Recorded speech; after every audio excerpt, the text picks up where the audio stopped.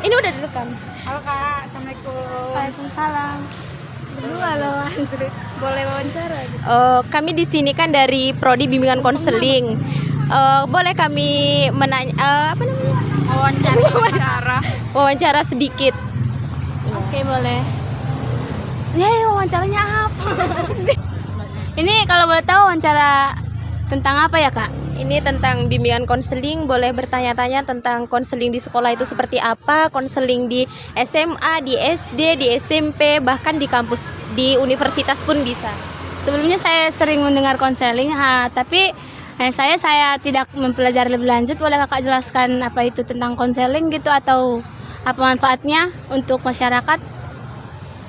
Kalau bimbingan konseling itu kan, konseling itu untuk menyelesaikan suatu permasalahan ya kan, seperti di masyarakat itu ada yang namanya konseling perorangan, ada yang namanya konseling kelompok, ada yang namanya konseling individual, konseling apa lagi?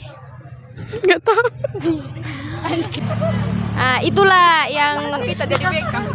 Nah, kalau tujuannya itu Kak membantu semua peserta didik, kalau di sekolah ya Kak, membantu peserta didik untuk memperoleh perkembangan yang normal, memiliki kesehatan mental yang sehat, dan memperoleh dasar keterampilan hidupnya. Ada lagi Kak yang ingin ditanyakan? Mengapa konselor menggunakan pertanyaan terbuka ketika proses konseling? Pertanyaan terbuka itu untuk membuat anak berpikir dengan bebas mengenai pertanyaan dan membuat anak memberi jawaban yang lengkap dan luas tanpa merasa dibatasi. Biar nggak dibatasi dia. Untuk kan katanya kalau konseling ini kan untuk permasalahan. Jadi untuk anak yang tertutup atau introvert, dia kayak mana caranya biar dia bisa terbuka pada kalian? Ada yang cara mengatasinya. Udah video lagi? Iya video.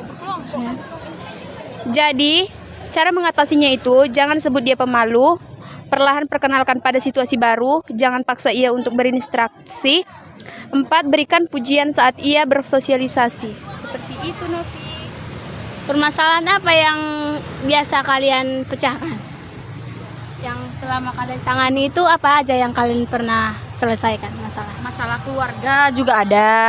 Seperti kurang adil kasih sayang orang tua itu ada. Tentang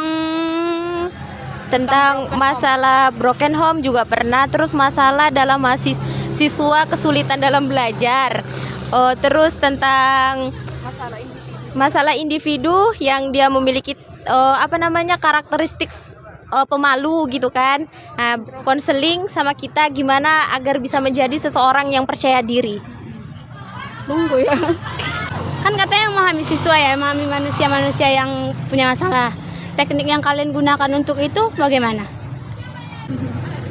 Yang pertama itu menghampiri klien, empati, refleksi, eksplorasi, menangkap pesan utama, bertanya untuk membuka percakapan, bertanya tertutup, dan dorongan minimal, interpretasi, dan mengarahkan. Tadi katanya ada bimbingan konseling individual sama kelompok. Yang kelompok itu bagaimana? Kalau bimbingan kelompok itu bisa kita lakukan di sekolah atau di luar sekolah. Contohnya, cara melakukan bimbingan kelompok itu kita harus memiliki anggota lebih dari 8 orang. Itu bisa berbentuk lingkaran. Di situ ada satu pembimbing kelompok dan anggota kelompok. Disitulah kita akan mencari permasalahan dan di situ juga kita akan menyelesaikan masalah. Kalau untuk bimbingan individu itu bersifatnya privat atau memiliki asas kerahasiaan. Seperti ada seseorang klien yang memiliki masalah, lalu dia mendatangi seorang konselor untuk menyelesaikan masalah itu. Sebagai konselor, kalian cara pendekatan diri kalian ke klien. Ulang deh, Pak. Bagaimana cara kalian mendekatkan diri kepada klien kalian? Oke. Cara pendekatannya ialah konseling behavior. Itu dengan konseling behavior sama konseling rasional. Ya. Bagaimana peranan konselor untuk pendekatan behavior? Peran konselor dalam pendekatan behavioristik adalah aktif dan direktif. Belum. Peran konselor dalam pendekatan behavioristik adalah aktif dan direktif.